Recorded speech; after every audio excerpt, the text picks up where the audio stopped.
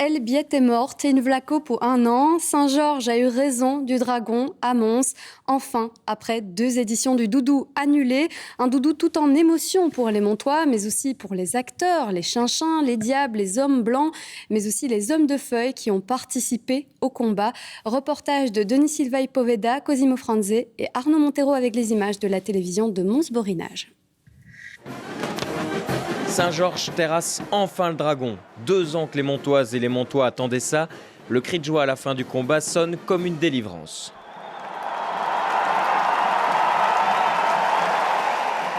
Au cœur de l'action, Pierre Olivier est comme un peu sonné. C'était son dernier combat, un moment qu'il n'est pas prêt d'oublier. Un peu triste aussi de ne plus le faire, mais comme je disais tout à l'heure, il y a une magnifique relève qui est derrière. Et de toute façon, quand on a passé autant d'années à le faire et avoir su autant de moments magiques avec le public, des moments d'échange, des moments de complicité, c'est extraordinaire. Son costume d'homme de feuille est en lambeaux. Plus tôt le matin, il le portait fièrement, conscient de jouer un rôle important. Nous, la fonction, c'est de protéger le crin. Donc on va essayer d'aller parce que c'est jamais évident, d'aller rechercher la queue du dragon quand elle est lancée dans le public. À la corde, ça se bouscule, ça transpire, parfois ça se déchire, mais le trophée à la fin est à la hauteur de l'effort. C'est compliqué cette année, c'est vraiment intense. Mais moi je suis une chamboulette et un adopté. Et ça, c'est le Saint Graal de chaque année. C'est vraiment bien, on est vraiment heureux d'être venus. Vous comptez faire quoi avec ce train ? Le partage à la famille, partager à tout le monde et partager à la famille. Vous en voulez un ? C'est de la chance pour une année. Autre moment de fraternité, une ville entière qui pousse comme un seul homme le quart d'or en haut de la rampe Sainte-Vaudreux. C'est vraiment un moment encore plus intense parce qu'il y a 2 ans, on était, on va dire c'était un petit peu un rituel comme chaque année on va au doudou.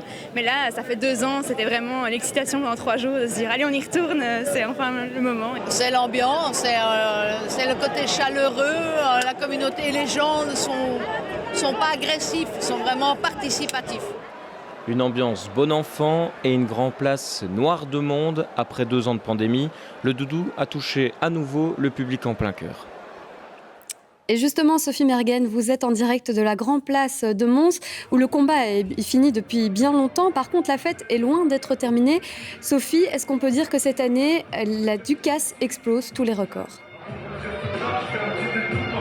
Oui, c'est du jamais vu. Le bourgmestre nous a confirmé que jamais un doudou n'avait atteint de tels scores de fréquentation, que ce soit pour les moments plus rituels ou pour la partie plus festive. Rien que pour le combat tout à l'heure, 30 000 personnes étaient agglutinées sur cette grande place, plus encore des dizaines de milliers de personnes dans les rues alentours. Au total, on devait être autour de 60-70 000 personnes dans les rues de Mons, selon les premières estimations des autorités locales. Au niveau de la sécurité, le bilan est très positif aussi du côté de la police, puisqu'aucune arrestation n'a été déplorée suite au combat. Et puis vous le voyez, la fête n'est pas finie, il y a encore beaucoup de monde ici dans le centre de Mons. Pas étonnant puisque la Ducasse en fait se poursuit encore plusieurs jours. Elle se terminera mardi prochain avec le traditionnel feu d'artifice. Au total, on estime que 200 à 300 000 personnes auront participé à cette Ducasse sur la totalité de la durée de l'événement.